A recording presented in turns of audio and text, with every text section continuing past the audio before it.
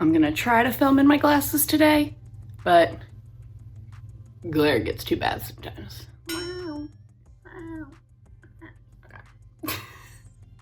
Hey everybody, and welcome back to my channel. My name is Devin, and I am a graduate mental health counseling student, as well as a person who has been struggling with mental illness their entire life. My goal on this channel is to combine those two perspectives in order to give you a more well-rounded view of what mental health looks like and how it really affects people on a daily basis.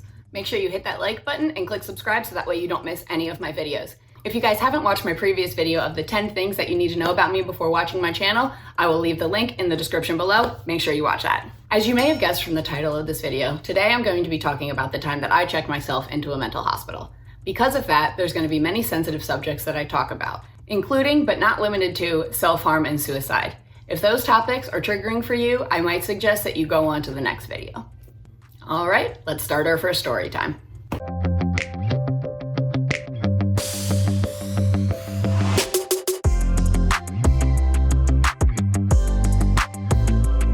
I'm gonna start by setting up the background for you guys a little bit.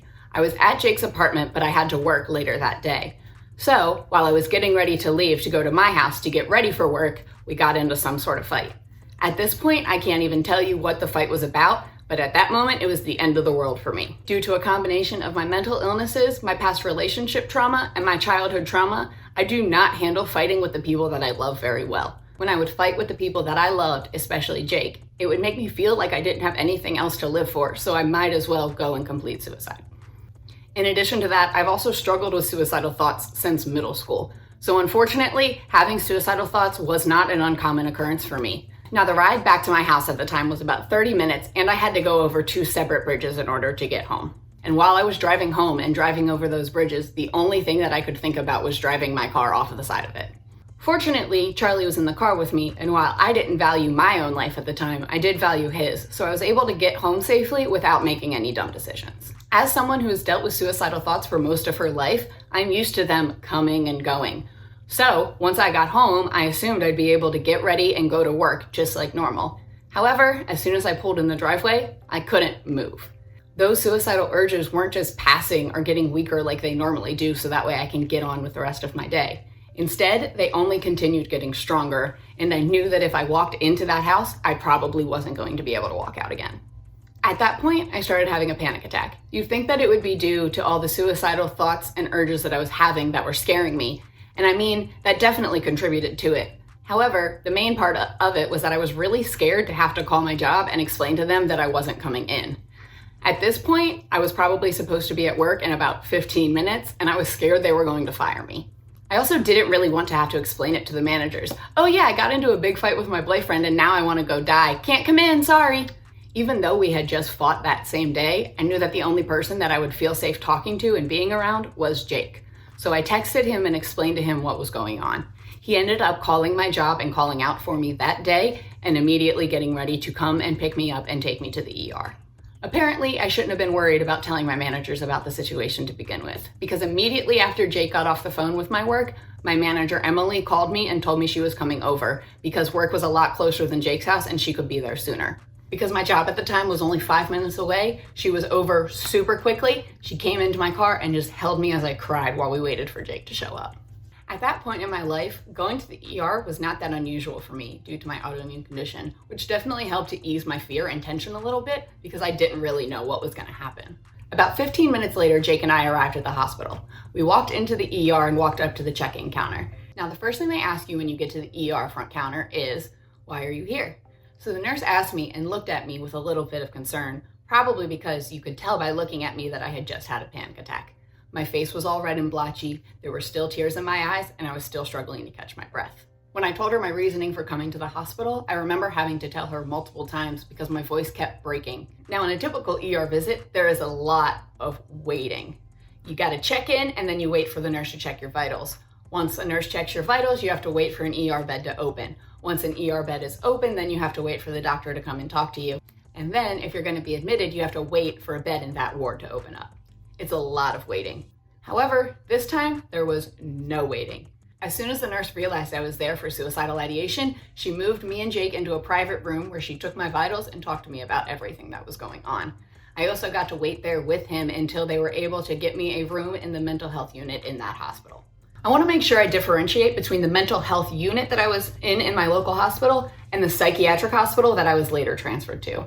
The mental health unit that I was in was essentially an observational unit. It was a small room with a twin bed that was screwed to the floor and a TV up in the corner that was screwed in a box that we weren't allowed to touch. And that was it. They wanted to make sure that there was nothing in that room that I could use to harm myself or anybody else. In order for the nurses to keep an eye on all of the patients in the unit, they had cameras in every room, and most of the rooms, the walls were just windows. The mental health unit in my local hospital was not used for long-term care. Typically, it was either used to hold somebody for 72 hours for a suicide watch, or simply as a stopping point for a patient as they are on their way to more intensive type of care, like a psychiatric hospital. Of course, the mental health unit had doctors on staff, but the doctors weren't really there to treat you. They were there to evaluate you, to possibly give you a diagnosis, and then help you with next steps for your care. One thing that really surprised me about the mental health unit at my local hospital was the process to get into it. There was a lot more security than I would have expected. Before you could even get into the mental health unit, you had to completely strip down. The only things you were allowed to keep on were a pair of underwear and a bra, but only if it didn't have underwire in it. After you're stripped down and you're in your medical gown and those lovely hospital socks that they give you, then they use a metal detector to make sure that you're not trying to sneak in anything through the different parts of your body. I also wasn't allowed to have any personal items with me. They obviously took my phone, my keys, those types of things. However, Jake tried to bring me in a teddy bear, and they told me that wasn't allowed in because he might be sneaking in, and I quote, cocaine and razor blades. Once I got into the mental health unit, it was back to the normal waiting game of a hospital. It was a few hours before the doctor was able to come in and evaluate me.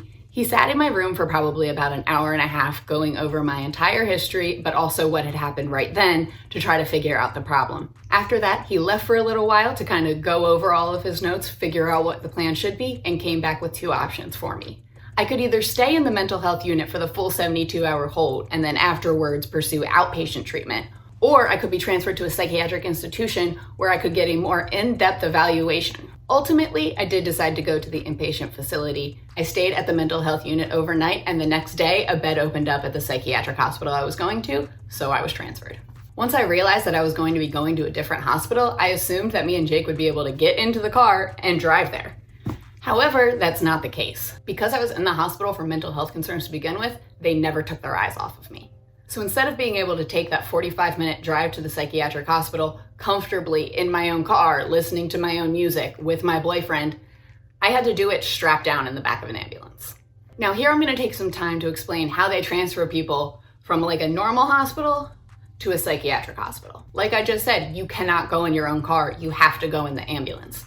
In order to go in the ambulance, they have to put you on a stretcher. So what they do is they bring the stretcher into your room and you have to lay on it in your hospital gown because you're not allowed to have your clothes back, no shoes because you're not allowed to have those, no personal objects at all. It's just you on the stretcher, and I was nice enough to get a couple of blankets because it was wintertime and there was snow on the ground. They then push you through the hospital on that stretcher into the ambulance. You're not allowed to walk anywhere. I did not have anybody sitting in the back of the ambulance with me. So once they got me in there, they then had to strap down my hands and feet to make sure I wasn't going to harm myself in transit. So I'm in the back of the ambulance on the stretcher, literally tied down. The drive is 45 minutes and it's not a comfortable ride. There are so many hills and bumps that are jerking you around, but I can't get comfortable because I can't move because I'm tied down. The hospital is also in the middle of the woods. So all I could see out of the back window was trees. Trees on trees on trees for 45 minutes with nobody to talk to and nothing but my thoughts to sit with. Once we were parked, the EMTs then came back to get me. They did untie my hands and feet at that point, but I still wasn't allowed to get out of the stretcher for quite some time. The EMTs then have to take you and the stretcher from wherever the ambulances are parked to the front offices of the hospital. And not to talk trash, but this hospital was not set up in a very logical way, which meant they had to drag the stretcher all over the place. Once we got to the front office, I had to go and do a lot of paperwork. I don't remember everything that I had to fill out, but I do remember that there was paperwork stating that this was a voluntary admission. I would highly suggest that if you are ever in a scenario that you need to be hospitalized, that you voluntarily admit yourself. Having an involuntary admission on your record can really screw things up for you. I also remember having to sign a paper that stated that if I stayed for more than 30 days, that could show up on a background check if I were to ever buy a gun. That was fine by me because I don't plan on ever having a gun anyways. After we got all the clerical work done, all the paperwork, they then moved me to what was going to be my unit. At psychiatric hospitals, especially those that are more short-term, they have 3 types of units: adult units, adolescent units, and dual diagnosis units. Dual diagnosis means that somebody not only struggles with a mental illness, but they also have substance abuse problems as well. If the person coming in does not have a substance abuse problem, they are then split up by age. If you're under 18, you go to the adolescent ward. If you're over 18, you go to the adult ward. I am lucky enough to have never struggled with substance abuse, so I was moved into an adult unit. Now, I had mentioned before that this hospital wasn't set up very well. It was almost like a maze and it was really confusing to get through. So in order for me to get to my unit, I had to go through 2 other units. And the entire time, I had to stay on the stretcher. So from the time I left the mental health unit at my local hospital till the time I got to the unit that I was going to be staying in at the psychiatric hospital, probably about 2 hours later, I was stuck in that stretcher. I don't know what it is about being on a stretcher or being in a hospital bed, but people don't treat you the same. They almost don't treat you human. Instead of speaking to me, they would speak to the person pushing me around. They act as if because I am in a stretcher, I am mentally incompetent and can't speak for myself. I think the most vivid memories I have of the entire time I was in the hospital was this check-in process because it was so humiliating and dehumanizing to me. Once I finally got to the adult unit that I was going to be staying in, they took my vitals and let me off of the stretcher. From there, 2 of the mental health aides had to follow me into what was going to be my room for the next 2 weeks, but I didn't know that yet. They had a small bag of my personal items, which included my clothes, but before I was able to put those on, I had to strip down and show them all of the marks on my body. They wanted to see any tattoos, any scars, or any current injuries. So not only did I just have to go through the humiliating and dehumanizing experience of being pushed around on a stretcher for dozens of people to be able to watch and gawk at, I then had to go into a room with 2 complete strangers and strip down to my underwear yet again so that they could take notes of every mark on my body. I don't know how to explain how that makes you feel unless you've been through it.